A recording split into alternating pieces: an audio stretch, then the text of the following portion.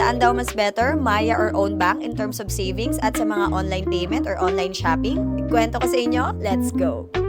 Sa own bank, 6% ang interest rate per annum. Wala ka nang kailangan gawin. Period. On the other hand, sa Maya, ang pinaka-base na interest rate is 3.5% interest rate per annum. So, dyan pa lang sa pinaka-base interest rate, panalo dyan si own bank. Si Maya naman, ang maganda din dito, pwede namang madagdagan yung 3.5% interest rate mo. Meron kang mga kailangan gawin. So, you will get 1.5% bonus on balance of up to 100,000 pesos. Kailangan mo mag-spend ng 250 pesos via QR, card, online checkout, load bills, tax, or funds. And ayan pa yung ibang mga pwede mong gawin para makakuha ka ng mga additional interest rate. Pero yung additional interest rate na yan is, again, balance of up to 100,000 pesos lang. More than that, hindi na rin siya mag-earn ng interest.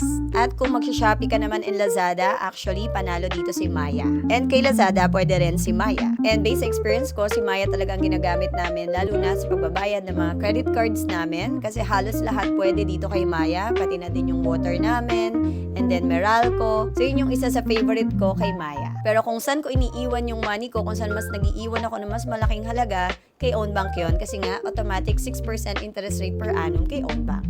By the way, if wala ka pang own bank, you can download it and use my code for you to get a 300,000 trial bonus voucher worth 50 pesos. I hope I was able to answer your question. For more tips and videos like this, follow and share.